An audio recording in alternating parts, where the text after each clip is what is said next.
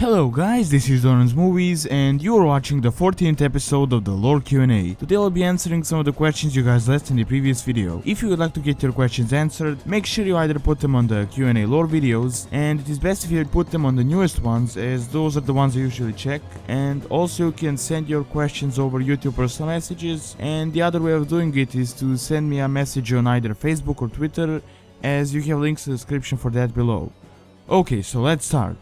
Matthew asks, during the war between the Orcs and the Draenei, was it ever explained just why the Orcs were able to slaughter the Draenei, a race consisting of mostly light users and people with what appears to be greater intellect should surely win a war? Well, I mean, yeah, the Draenei were more intelligent, but the Orcs weren't exactly stupid themselves. I mean, they had shamans, they had warlocks later on, so they were intelligent as well, but I would say the Draenei were kind of more intelligent, you know, magic wise.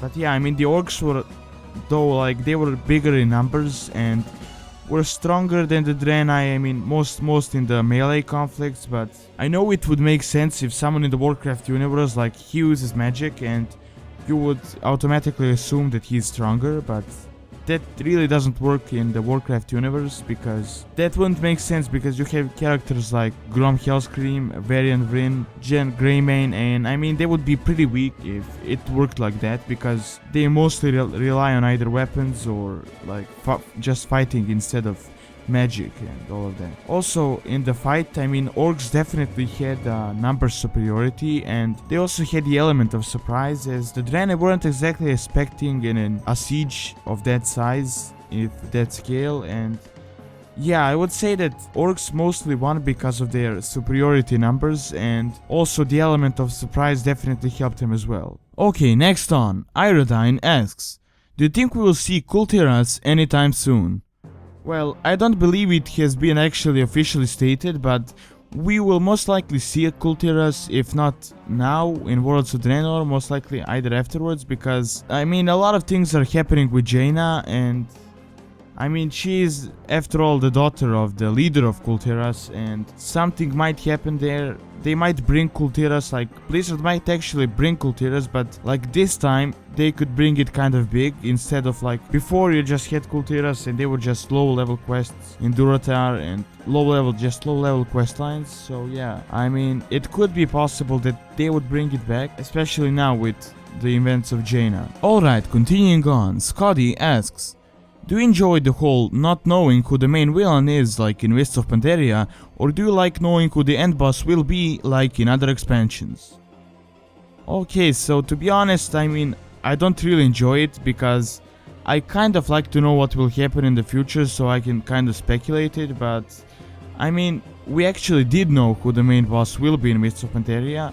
I mean, I think it was pretty certain that the main boss will be Garrosh, like even before Mists of Pandaria was released. So yeah, I mean, we weren't exactly kept in the dark, but we are kind of kept in the dark now in Worlds of Draenor, as we don't really know who the main boss is. We can speculate. I mean, some people said it will be Grom Hellscream, but I mean, I think Blizzard just was messing with the guy and then didn't actually like mean it. But a lot of people speculate that the main boss will be either Kil'jaeden. He might be around that time when he was corrupting Orcs, although it wouldn't really make too much sense, because he wasn't there directly, like he was just going through Gul'dan and Ner'zhul. Well, Ner'zhul, then later Gul'dan. But a lot of people say that it could be Gul'dan as well. But again, I mean, it could be the Infinite Dragonflight as well. So yeah, I mean, there are just a lot of speculations, but we just don't know. I mean, it could be possible that it will be Garrosh, but I mean, then again, Garrosh was said to have a satisfying ending in the end of Worlds of Draenor, but I mean, then again, no one knows. So as I said, like, we will actually have to find out in most likely after the first few patches. So yeah, then we will know who the main boss will be. Alright, continuing on, Buster asks, is Rhonin really dead? And if he is, how did he actually die?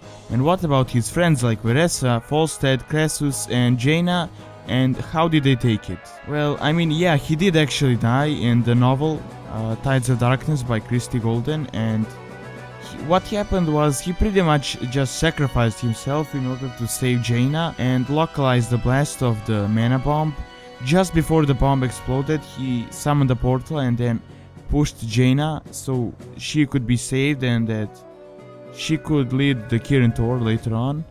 And then he actually died by the blast of the bomb. And also, not much has been happening with his previous friends, but it is said that there was a memorial in Dalaran and that most of his friends and the members of Kirin Tor were there. Alright, next, Helmi asks, why did Arthas kill Muradin and betray the Human Alliance? And why did he decide to join with the Undead Scourge?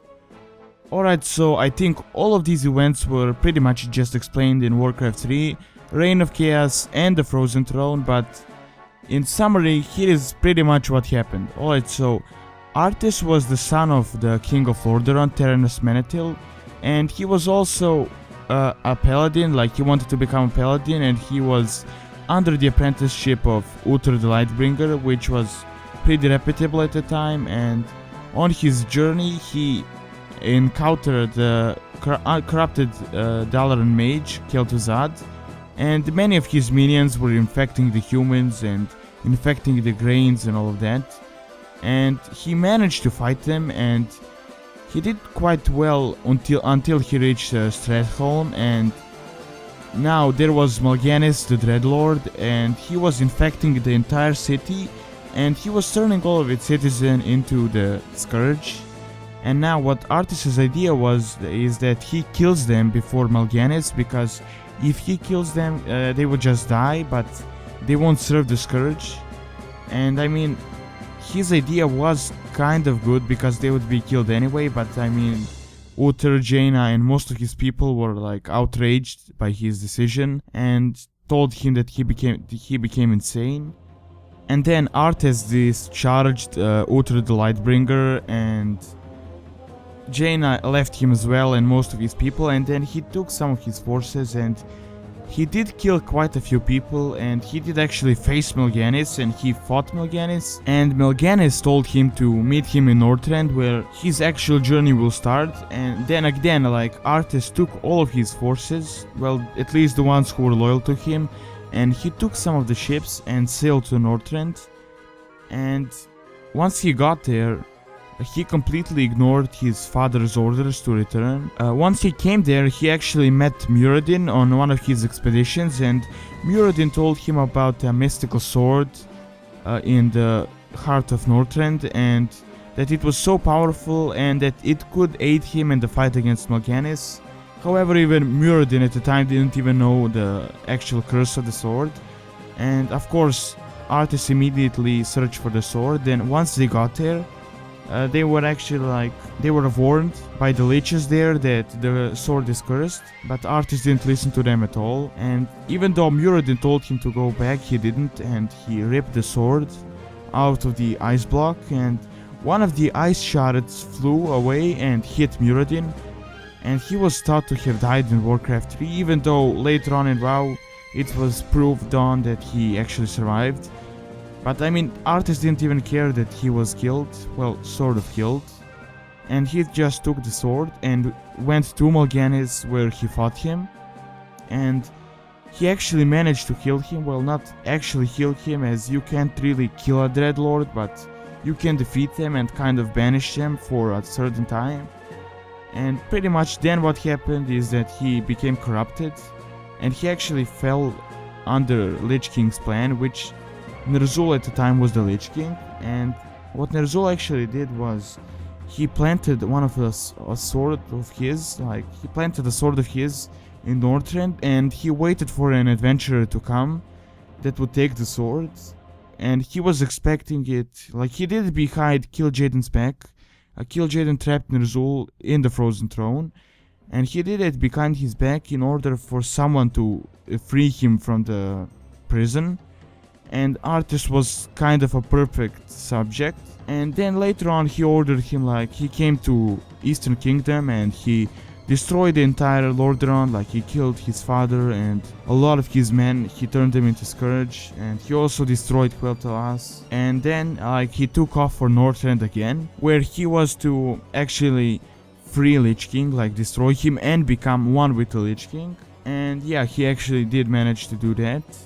And then later on in Wrath of the Lich King, he tried to take over the world with the help of his courage, but then that failed in the end, and that is pretty much the entire summary of the story of Arthas and his corruption. But pretty much what happened was that he was actually quite noble and good, and he wanted to free his people. However, he went to insane extents, and he just became corrupted and completely evil, and more evil than the actual evil that faced Lordaeron. So yeah, I mean, that is kind of the whole big plot behind Arthas and his whole corruption thing. Alright, and the last question is by Source VR, and he asks, how do you think the Orcs of Draenor are going to react to the races of Azeroth? I mean the ones that they've never seen before, like Gnomes, Forsaken, Tauren, Blood Elves, Dwarves, Night Elves, and Vorgin. Are they gonna be surprised by their strengths, or think of them as weak? I wonder how it will play out. Will they be hostile to us, even though we just want to help them?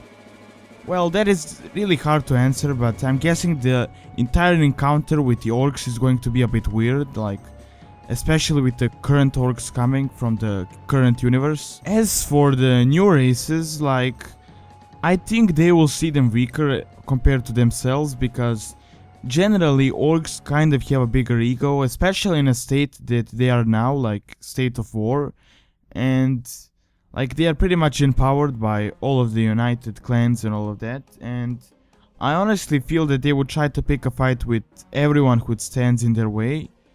And also I'm pretty sure that they will be hostile, as they will be the main enemies of the expansion, but some of the Orcs will be friendly, like the Frostwolf clan for example, but the main enemy of the expansion will actually be the Orcs. Okay, that is all I have for now. Thanks for watching. Don't forget to leave your questions either by YouTube messages, Q&A comment section, or Facebook and Twitter. And don't forget to like, favorite and subscribe, and also give some feedback. Thanks for watching, and see you next time.